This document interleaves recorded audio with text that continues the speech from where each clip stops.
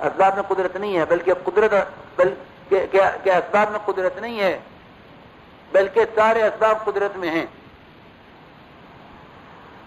سارے اسباب قدرت میں ہیں، وہ جو چاہیں گے اپنی قدرت سے وہ کریں گے۔ لیکن میرے بزرگوں، دوستو، عزیزو، آسان بات ہے کہ جب اسباب میں قدرت نہیں ہے تو پھر اسباب کی محنت سے قدرت سے فائدہ کیسے اٹھایا جا سکتا ہے؟ قدرت اللہ کی ذات میں ہے، قدرت اللہ کی ذات میں ہے، اور قدرت اللہ کے وعدوں کے ساتھ ہے،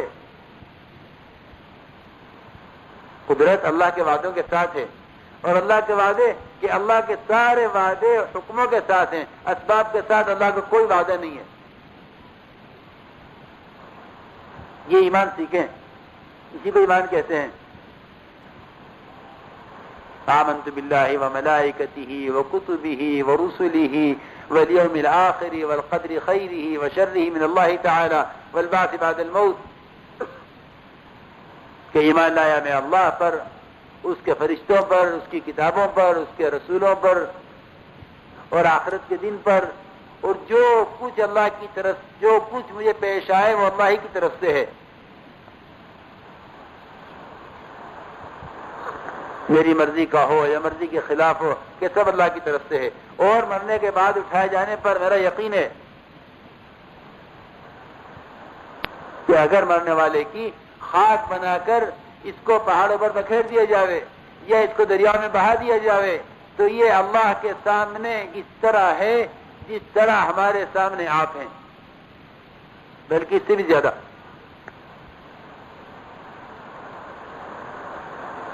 اس طرح ہمارا یقین ہے کہ مرنے کے بعد اٹھایا جانا حق ہے۔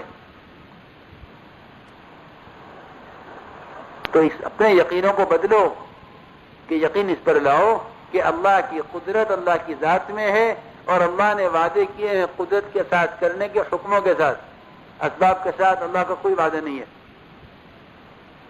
کہ بھائی زمیندار اگر کھیت پر محنت کرے تو ہم اس کو غلہ دیں گے،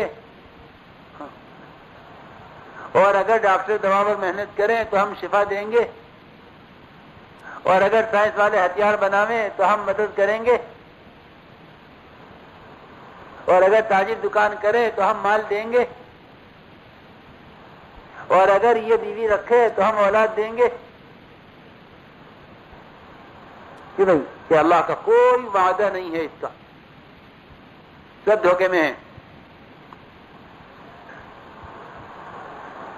کہ زمین بننے پر غلہ دینے کا کوئی وعدہ نہیں، اور بیوی رکھنے پر اولاد دینے کا کوئی وعدہ نہیں، کیونکہ اللہ نے وعدے اسباب کے ساتھ نہیں کیے ہیں۔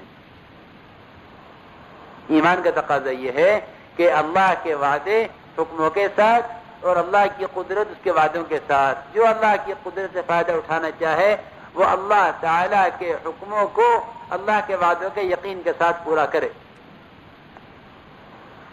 ہمیں قدرت اسباب میں یقین کر لی ہے، اس لیے ہم اپنے اسباب بنا بنا کر پیش کرتے ہیں اللہ کے سامنے۔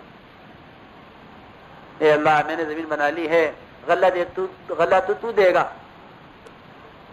میرے بزرگوں، دوستو، عزیزو، آج سے یہ بات سمجھ لو اچھی طرح کہ سبب بنا کر کامیابی دینا یہ معاملہ اللہ کے غیروں کے ساتھ ہے۔ یہ معاملہ اللہ کا غیروں کے ساتھ ہے کہ تم اسباب بناؤ ہم تمہیں کامیاب کریں گے، تم اسباب بناؤ ہم تمہیں کامیاب کریں گے۔ تو یہ معاملہ اللہ کے غیر مسلموں کے ساتھ ہے۔ ہاں، صاف بات ہے۔ مسلمان کے ساتھ کیا معاملہ ہے کہ مسلمان کے ساتھ معاملہ یہ ہے کہ تم حکم پورا کرو، میں تمہیں کامیاب کروں گا، چاہے اسباب دے کر کروں چاہے بغیر اسباب کے کروں، جو اللہ نے صحابہ کے ساتھ کیا ہے۔ اللہ نے صحابہ کے ساتھ کیا کہ اب صحابہ کے ساتھ یہ معاملہ ہوا کہ تم حکم پورا کرو میں تمہیں کامیاب کروں گا۔ کیوں؟ اس لیے کہ میری قدرت میرے وعدوں کے ساتھ ہے، اور میرے وعدے میرے حکموں کے ساتھ ہیں، اسباب کے ساتھ نہیں ہیں۔ تو صحابہ کے ساتھ دونوں قسم کے واقعات ہیں۔ اسباب میں برکت بھی آئی اور بغیر اسباب کے بھی کھانا آیا، بغیر اسباب کے بھی حفاظت ہوئی، بغیر اسباب کے بھی، بغیر ہتھیار کے ہتھیار، بغیر کھانوں کے کھانا، بغیر پانی کے پانی ہے اور اس میں برکت ہو گئی، کھانا ہے اس میں برکت ہو گئی، ہتھیار ہیں کہ خوف بڑھا دیا دشمن کے اندر، ہتھیار کم ہے خوف زیادہ ہے، مسواک کے خوف بٹھا دیں، ہاں قدرت ہے ان کی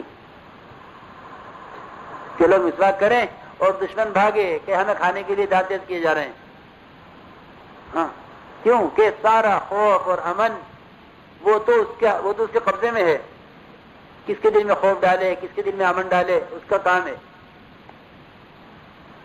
ہم سے غلطی یہ ہوئی کہ ہم نے اللہ کو اسباب بنا بنا کر پیش کیے، اور مسلمان اتنا غلط بول رہا ہے سارے عالم میں، وہ یوں بول رہا ہے کہ تم اسباب بناؤ اور پھر دعا مانگو، ہاں کیا بناؤ؟ اسباب بناؤ اور اللہ سے مانگو، جی ہاں میرے بزرگ دوستوں، میں کیسے عرض کروں، اسباب بنا کے تو غیر بھی مانگ رہے ہیں، ہاں غیر بھی مانگ رہے ہیں اسباب بنا کر۔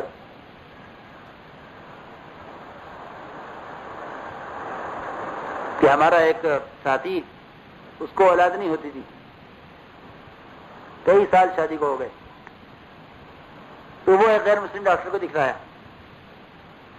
اس غیر مسلم ڈاکٹر نے سارا معائنہ کر کے، سارے چیک اپ کر کے یہ کہا کہ بھائی اب تو اوپر والے سے مانگو،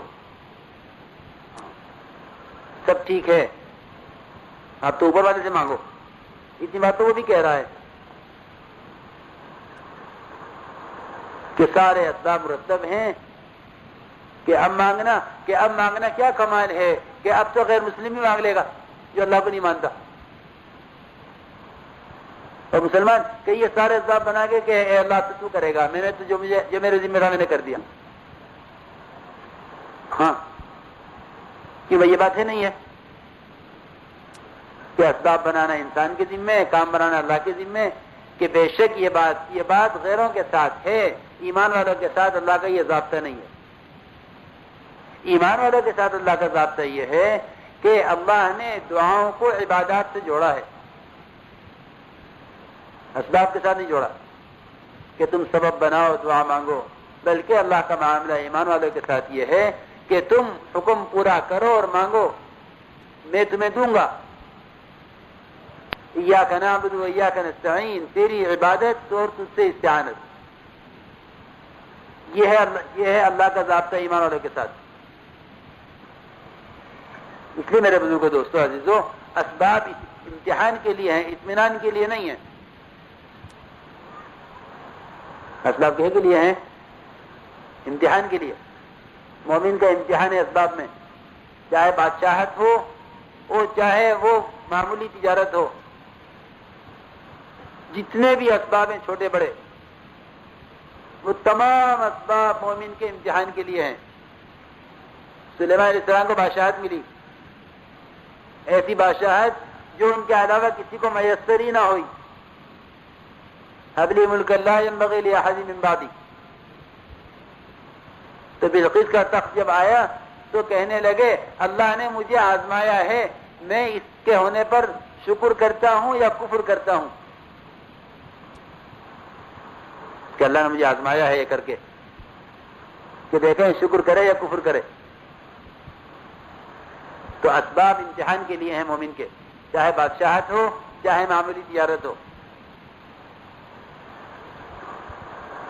اور مومن کے اطمینان کے لیے کیا ہے کہ مومن کے اطمینان کے لیے اللہ کی اطاعت ہے، الا بذکر اللہ تطمئن القلوب، کہ اللہ کی اطاعت میں دلوں کا اطمینان ہے۔ ذکر اطاعت کو کہتے ہیں، ذکر کیسے کہتے ہیں؟ اطاعت کو، کہ اللہ کی اطاعت میں ہی دلوں کا اطمینان ہے۔ اب اللہ رب العزت راضی ہو کر ایمان والوں کو اسباب بھی دیں گے اور ایمان والوں کو بغیر اسباب کے بھی کامیاب کریں گے، دونوں راستے اس کے لیے ہیں، وہ اسباب کو محتاج نہیں ہے۔ اور غیروں کے اسباب اطمینان کی چیز ہے، کہ اسباب غیروں کے اطمینان کے لیے اور ایمان والوں کے امتحان کے لیے. ان الذين لا يرجون لقاءنا ورضوا بالحياة الدنيا واطمأنوا بها، کہ غیر کہ جو آخرت پر یقین نہیں رکھتے، ہماری آیتوں سے غافل ہیں، ہم نے دنیا کو ان کے اطمینان کے لیے بنایا ہے کہ یہ دنیا انہیں اندھا ہی بنائے رکھے گی، یہ دنیا ان کو اندھا بنائے رکھے گی. جی ہاں، وہ دنیا کے تابع ہوں گے، حکم کے تابع نہیں ہوں گے.